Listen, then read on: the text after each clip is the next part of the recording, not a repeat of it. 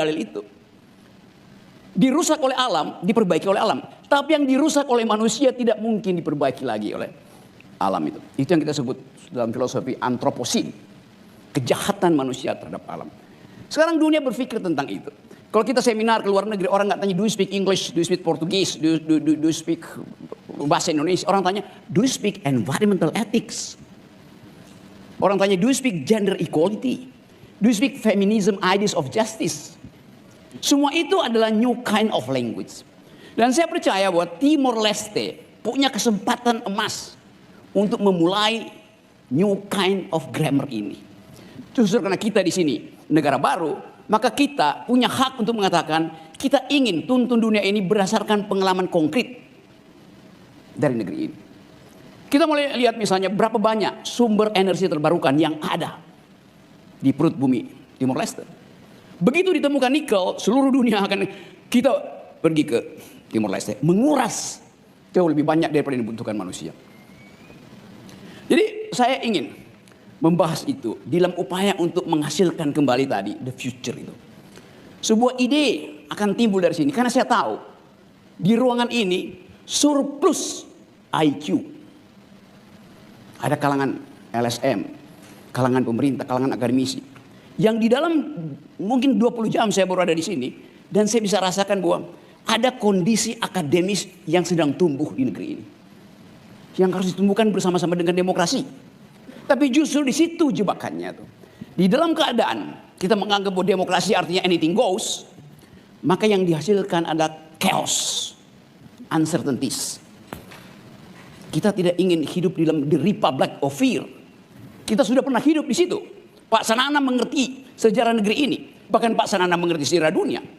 Dan saya mau anggap bahwa tidak ada sejarah Timor Leste, tidak ada sejarah Indonesia, tidak ada sejarah Thailand, tidak ada sejarah Eropa, yang ada sejarah dunia. Semua peristiwa di Timor Leste, di Indonesia, di Israel, di Iran sekarang adalah peristiwa dunia. Kita membaca satu paket berpikir bahwa sejarah adalah sejarah dunia. Hukum kausalitas bekerja tanpa kita sadari. Tapi sebagai orang yang diwadahi oleh pengetahuan, kita mau lihat jalan mana yang mampu untuk menghasilkan kembali peradaban. Jalan mana yang mampu mengucapkan kembali human solidarity di tingkat global. Jalan mana yang bisa kita tempuh untuk mengatakan global security harus didasarkan pada humanism. Waktu tahun-tahun 80 sebagai mahasiswa, saya pro kemerdekaan Timur Timur. Kami di UI itu bekerja untuk menghalangi kejahatan kemanusiaan oleh pemerintahan Soeharto. Karena bagi kami waktu itu humanity first, nasionalisme itu adalah bagian belakang tuh. Jadi saya terlibat secara emosi. Dan pada akhirnya dunia juga menganggap hal yang sama. Bahwa saya warga negara Indonesia, oke, tapi saya menganggap saya warga bumi. Bumi menghendaki humanitas itu diucapkan secara terbatas. Jadi sekali lagi tidak ada perbedaan di sini. Kalau kita anggap bahwa krisis ekonomi hari-hari ini adalah akibat dari perebutan sumber daya ekonomi yang terbatas. Eksploitasi manusia terhadap alam disebabkan oleh eksploitasi manusia terhadap manusia. Jadi kalau kita tanya, apakah ada proletar? Ada. Siapa? Dia alam. Manusia mengeksploitasi manusia, akibatnya manusia mengeksploitasi alam. Jadi alam itu adalah proletarnya proletariat. That's the logics. Kalau kita lihat secara sosiologi, yang paling tertindas ketika terjadi eksploitasi kapitalisme adalah manusia, tetapi dengan gender perempuan. Yang paling dimiskinkan dalam proses akumulasi itu adalah ibu-ibu di dapur. Karena dia mesti mengatur anggaran.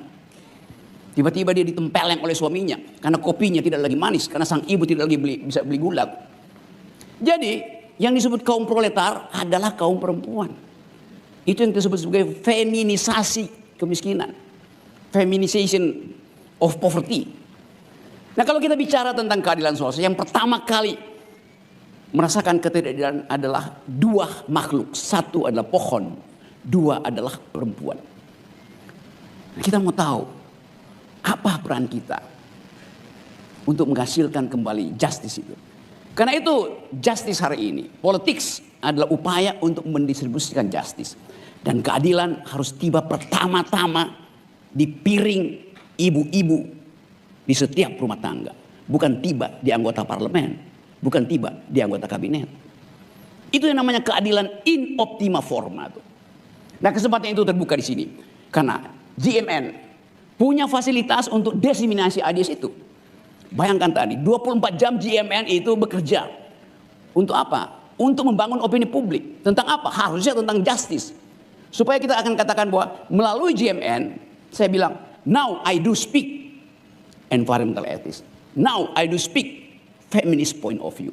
Now I do speak human solidarity. Now I do speak global security. Jadi tugas peradaban dari GMN, setelah Anda secara nekat ingin menguasai opini publik selama 24 jam, Anda akan ditagih. Whose justice yang akan dipromote oleh GMN. Jadi betul-betul ini satu kesempatan yang baik untuk kita diskusikan apa sebetulnya yang kita inginkan. Supaya GMN ini betul-betul menjadi vehicle. Menyempurnakan ide tentang kemerdekaan manusia. Kemerdekaan nasion Timur Leste. Kemerdekaan lingkungan. Dan semua itu yang kita sebut sebagai new kind of global grammar. Jadi sekali lagi, semua teman-teman saya di sini, saya anggap sebagai sahabat untuk menghilangkan kegelisahan manusia. Kita tahu bahwa sebentar lagi artificial intelligence akan jadi new citizen. Mungkin dalam 2 tahun yang hadir di sini adalah robot yang ingin merasakan apa artinya punya kemanusiaan yang adil dan beradab. Kita khawatir kita akan jadi robot, betul. Tapi satu waktu robot akan khawatir dia tidak bisa menjadi manusia. Ini yang kita sebut dialektik antara teknologi dengan ideologi.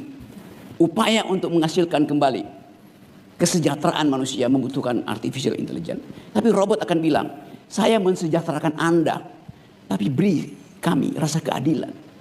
Rasa keadilan tidak bisa diinstal oleh teknologi. Karena rasa keadilan adalah tatapan mata antar manusia. Bukan statistik yang dibuat oleh pemerintah. Terima kasih.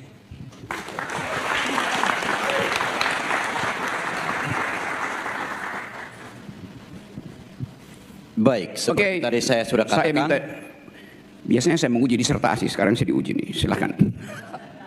Agora tempo para panelis yang tolu atau bela atau pergunta rumah. Ketiga panelis akan menyampaikan pertanyaan, kemudian kita beri kesempatan untuk Pak Rocky menjawab. Obrigado Pak Tempo. Bang Rocky, selamat malam. Selamat datang sekali lagi di Timor Leste, di negara kami yang tercinta ini. Negara yang bukan salah. Oh, bukan selamat datang sekali lagi. Semoga datang berkali-kali. Oh ya, semoga datang berkali-kali. Yang pertama tadi sebenarnya hanya provokasi, tapi ternyata dia ucapkan sendiri. Selamat datang berkali-kali di Timor Leste. Untuk presentasi yang pertama sangat menarik ya. Terutama ketika menggambarkan situasi global yang terjadi. Sebenarnya saya mau mengatakan ini. Kelemahan utama itu yang terjadi adalah kegagalan dari proyek modernisasi itu sendiri. Di mana akal budi menjadi sentral, menjadi tolak ukur untuk pembangunan manusia. Jadi manusia yang pintar itu diukur dari dia memiliki akal budi, berpikir secara sehat. Saya kira Descartes mengatakan aku berpikir maka aku ada. Jadi eksistensiku itu diukur dari aku berpikir. Sehingga konsekuensinya saya kira membawa kita pada pemahaman yang lain yang bisa saya persekusi, yang bisa saya bunuh itu karena mereka itu sebagai objek yang aku pikirkan. Jadi mereka juga bisa terjadi bahwa mereka tidak ada. Ataupun kalau mereka ada ya sejauh yang saya pikirkan. Maka saya hanya mau mengatakan itu satu kegagalan dari proyek besar dari modernisasi itu sendiri. Saya mau menarik itu dalam konteks kehidupan berpolitik. Terutama kekayaan terbesar dari negara ini kalau tadi katakan manusia. Dan manusia di negara ini mayoritas di atas 60% itu adalah orang-orang muda. Yang kita sebut generasi Gen Z. Yang mencoba untuk memahami politik. Tapi di dalam pemikiran mereka sudah dipengaruhi oleh ada dua kelompok. Satu kelompok mengatakan politik itu kotor Pak. karena terjadi korupsi, macam-macam hal begitu ya. Tapi ada kelompok lain yang mengatakan berpolitik itu adalah seni, pengabdian. Untuk apa? Untuk bonum comune alias kesejahteraan bersama. Namun bila itu dilihat dalam konteks era yang post demokrasi atau post truth, di mana ada terjadi disinformasi melalui Facebook, media sosial macam-macam, kadang-kadang memunculkan dalam pandangan Gen Z ini, generasi Z ini, apatisme politik. Jadi yang mau saya tanyakan, menurut Bang Rocky, tolong bicara untuk orang-orang muda kami, generasi muda yang melihat panggung politik global seperti tadi, terjadi perang di mana-mana, terjadi di bagian regional, masih ada juga persekusi, dan mungkin di dalam negara kami sendiri. Supaya orang muda ini punya hati untuk berpolitik, kira-kira kiat-kiat atau trik-triknya apa? Begitu, terima kasih. Saya orang tua, jadi mau melihat anak muda hari ini semata-mata dari perspektif kemampuan untuk mengolah masa depan. Karena itu kita sebut generasi selalu berarti the next generation itu. Generasi hari ini kalau dia memakai grammar lama, maka dia bukan generasi. Generasi selalu berarti menghidupkan harapan. Jadi tadi misalnya kalau secara umum kita lihat bahwa yang gagal sebetulnya ada ide rasionalitas, ide modernitas. Betul tadi, ini pasti belajar filosofi. Descartes bilang begitu. Cogito ergo sum. Di dalam keadaan berpikir, maka saya mengerti saya ada. That's the point. Tapi Descartes tidak pernah membayangkan cogito ergo sum itu akan berubah menjadi cogito interruptus. Pikirannya terputus. Dunia pada waktu itu, ketika Descartes hidup, berupaya untuk melihat apa sebetulnya fungsi dari rasionalitas. Tentu di dalam upaya untuk bertanding dengan fungsi-fungsi teologis yang menganggap bahwa built-in di dalam manusia adalah sola gratia. Belakangan kita tahu fungsi dari rasionalitas. Tapi kita kemudian baca sejarah filosofi, pada akhirnya rasionalitas yang diidealkan oleh Descartes itu berakhir pada fasisme Hitler.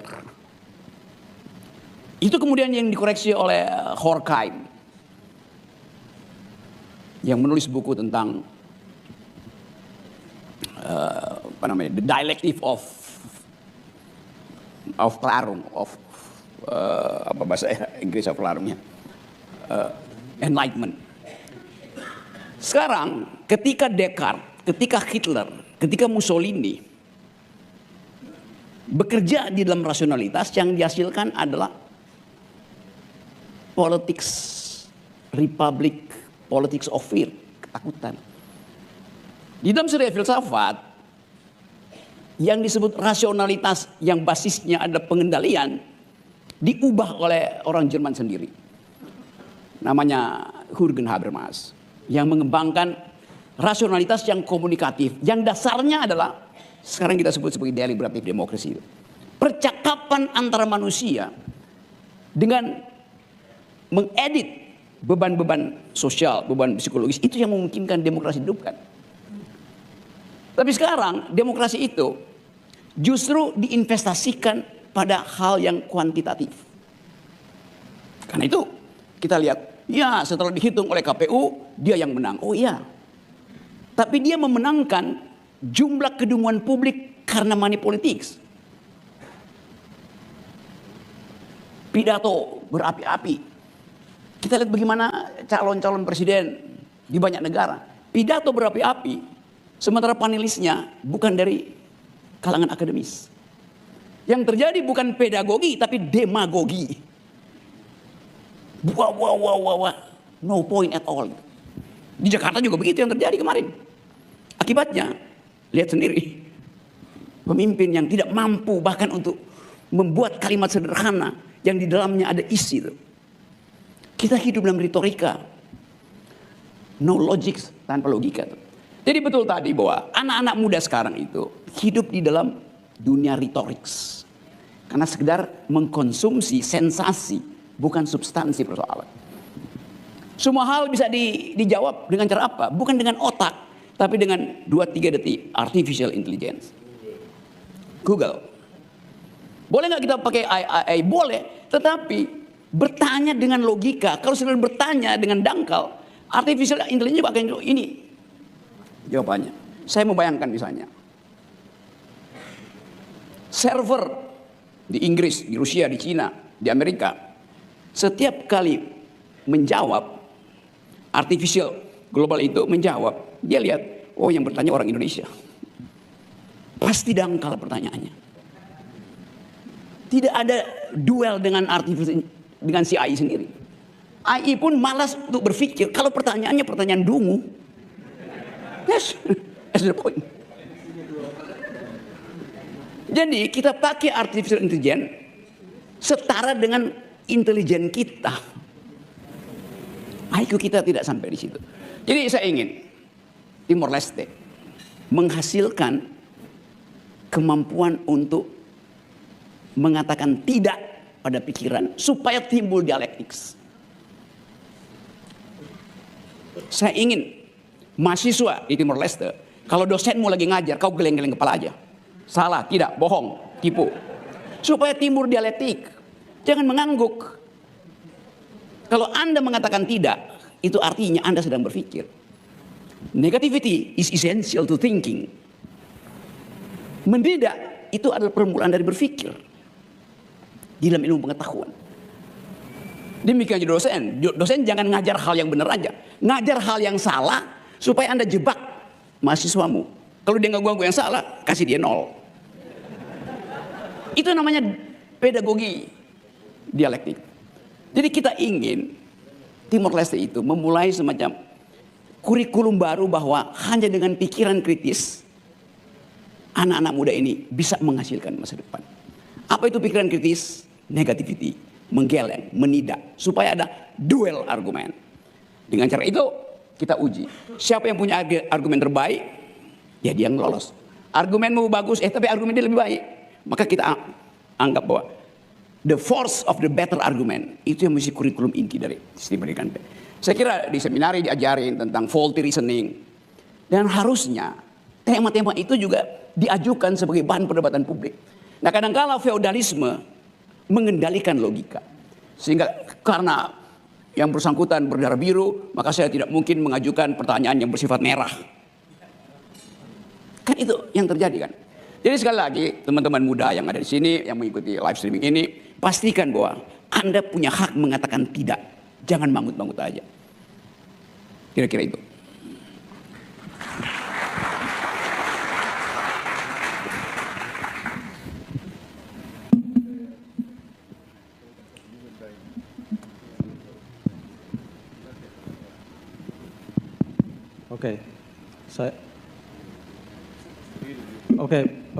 Bung Rocky.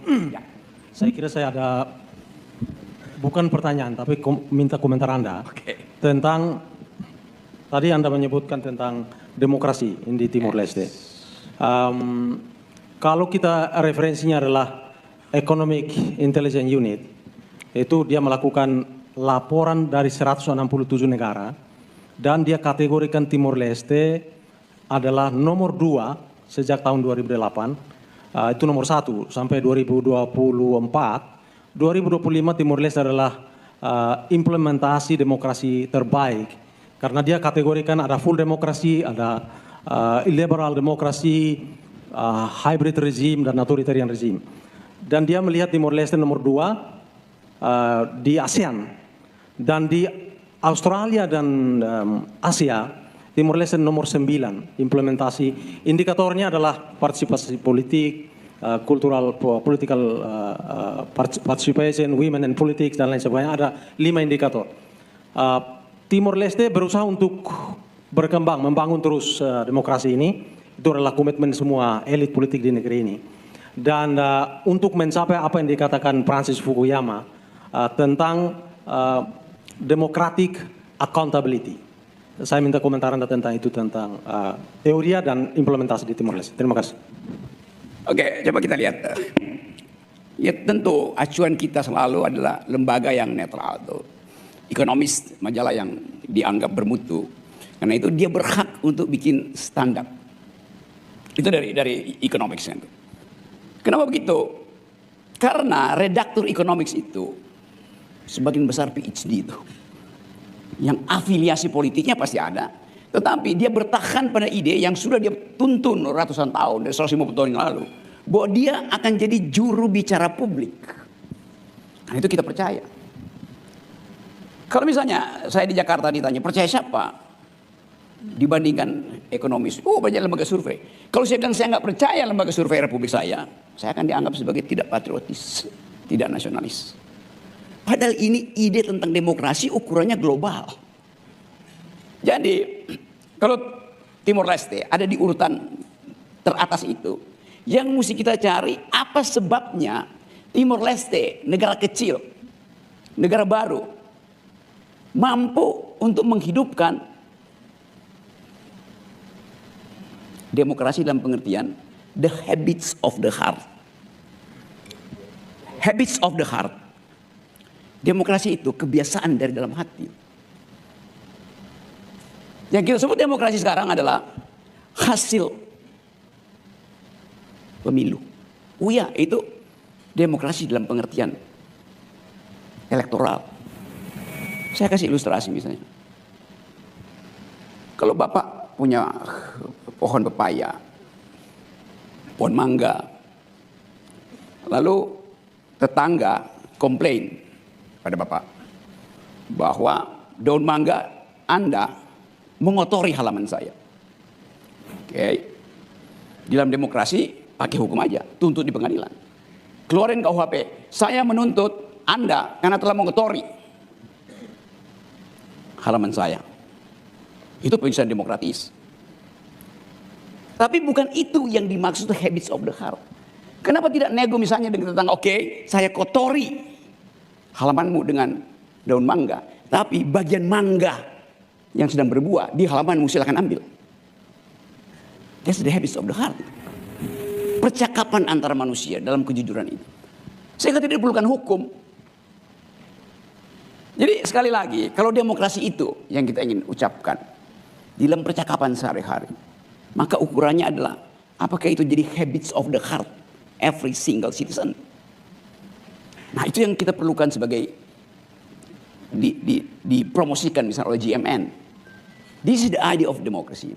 Bahwa setiap 5 tahun ada pemilihan elektoral, oke. Tetapi kita tidak boleh menunggu 5 tahun untuk memulai habits of the heart. Kan itu intinya tuh. Jadi idenya adalah kita mau supaya semua orang mengatakan saya seorang demokrat. Artinya saya mampu bercakap-cakap secara argumentatif. Itu aja. Tidak perlu pakai lembaga survei. Thanks.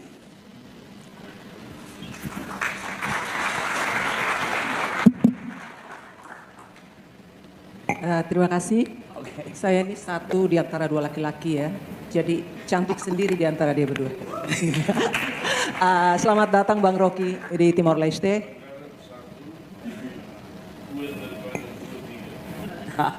Jelas, apalagi sama Bang Rocky yang pejuang kesetaraan gender.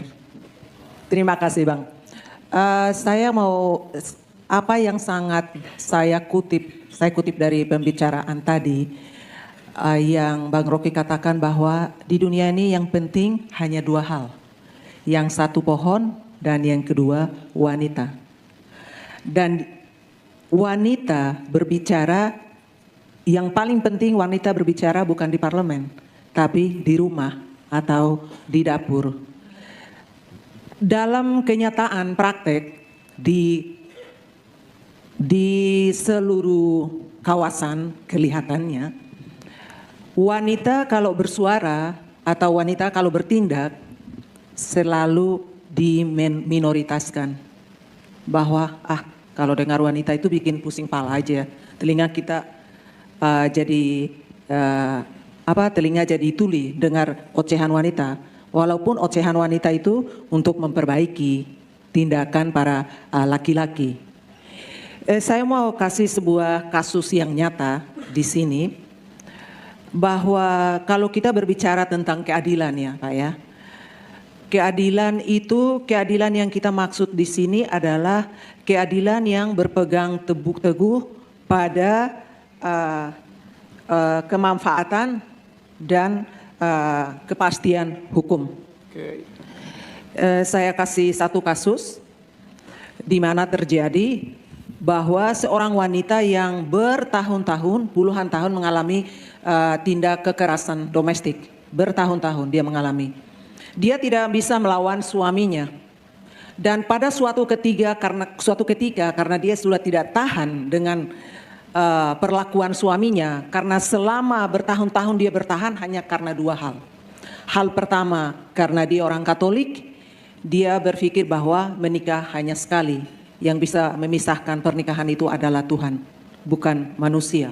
Yang kedua, karena anak-anak. Karena yang lebih mencintai anak-anak dan memperhatikan anak-anak, maaf aja ya, jangan tersinggung, itu adalah wanita dalam kenyataan. Sampai suatu ketika wanita itu tidak tahan lagi. Tidak berpikir lagi bahwa soal perkawinan Katolik dan tidak berpikir lagi soal anak-anaknya. Karena sudah tidak tahan dengan kekerasan yang terjadi terus menerus. Dan suatu saat di mana suaminya sedang tidur, wanita ini mengambil kesempatan untuk membunuh suaminya. Dan sampai di persidangan, di pengadilan, apa yang diputuskan oleh hakim? Memberikan wanita ini 15 tahun penjara. Bang Rocky selalu berbicara soal keadilan berbasis pada filsafat hukum. Menurut Bang Rocky, keputusan ini apakah adil? Karena kebanyakan para hakim mereka hanya melihat pada hukum positif melulu, tanpa pertimbangkan hal yang lain. Antropologis hukum, psikologis hukum, atau sosiologis hukum untuk memberikan suatu keadilan yang benar-benar adil dan ada kemanfaatan hukum itu sendiri. Jadi bagaimana pendapat Bang Rocky dalam keadilan soal ini? Seorang hakim, apa yang harus dipertimbangkan seorang hakim untuk menjamin suatu keadilan yang sesungguhnya? Terima kasih. Saya coba dalami bertahun-tahun si perempuan disiksa oleh situasi yang dasarnya adalah patriarkisme. Kenapa patriarkisme? Aristotle, yang kita sebut bapak filsafat itu, bahkan merumuskan perempuan itu adalah anak-anak yang bertubuh besar. Jadi dianggap perempuan itu tidak mampu berpikir. Kondisi dia tidak mampu berpikir. Pikirannya tidak tumbuh, yang tumbuh tubuhnya tuh. Kata Aristotle. Banyak kebudayaan yang menganggap bahwa perempuan itu adalah the roots of all evil. Perempuan itulah sumber dari segala kejahatan. Bahasa Prancis bilang femme fatale. Di mana ada perempuan, di situ ada kejahatan. Inskripsi ini, narasi ini masuk terus ke dalam peradaban manusia tuh. Dari awal status perempuan itu rendah dibandingkan laki-laki. Sampai tahun 30 perempuan nggak ada hak pilih di Amerika tuh. Jadi ini yang kita sebut sebagai peternakan patriarkisme sebetulnya. Hukum kita, kalau seorang perempuan datang ke bank meminjam uang supaya ekonominya bisa tumbuh, bank akan tanya, jaminan bahwa suamimu itu bekerja. Gitu. Anda harus buktikan bahwa suamimu bekerja. Loh, justru si perempuan itu ingin minta kredit karena suaminya penganggur. Coba faulty logic. Karena dianggap bahwa perempuan itu tidak bisa membayar utang. Itu soalnya. Padahal fakta sejarah menunjukkan Bangladesh misalnya, kredit yang diberikan pada kaum perempuan melalui proyek Muhammad Yunus, Garmin Bank itu 99% kembali, yang diberikan pada laki-laki lenyap. Tetapi patriarkisme bekerja. Suamimu siapa? Oke, saya ucapkan pelan-pelan aja. Di sini juga kata Pak Sanana.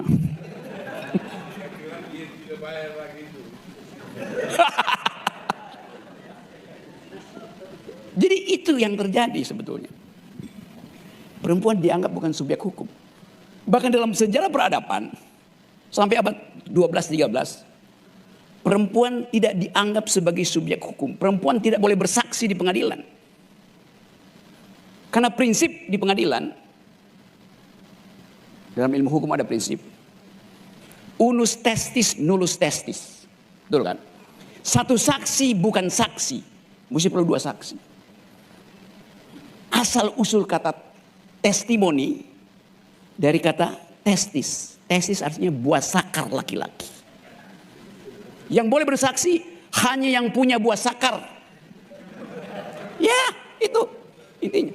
Dan harus punya dua buah sakar. Karena buah sakar memang harus dua. Kalau cuma satu artinya dia udah dikebiri. Faktisitasnya begitu. Jadi bahkan dalam ilmu hukum bias patriarkinya udah jauh sekali tuh. Testimoni dari kata testis. Itu soalnya. Padahal kita tahu sebetulnya, kalau tadi politik artinya menghasilkan keadilan. Sekarang kita tanya, di mana keadilan pertama didistribusikan pada publik? Oleh parlemen? Oleh kabinet? Bukan. Keadilan pertama dimulai dari rahim perempuan. Ketika sang perempuan yang hamil, dia mendistribusikan nutrisinya dengan calon bayinya. Kecemasan ibu itu tiba pada anaknya. Untuk mengetahui detak jantung si bayi, cukup tanya pada ibunya, berdetak apa tidak. Sekarang mesti pakai USG. Jadi rahim perempuan adalah tempat pertama keadilan diwujudkan.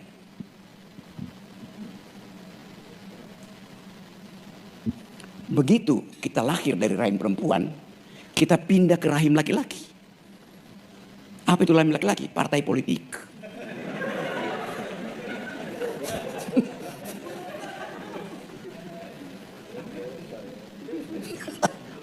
Itu yang terjadi. Begitu masuk partai politik, langsung berlaku prinsip patriarkis. Kalau Anda perempuan, Anda tidak akan ditaruh di badan anggaran. Pasti ditaruh komisi 3, komisi 7 biasanya buat urusan rumah tangga gitu. Kayak itu sosiologinya begitu. Di Jakarta juga begitu.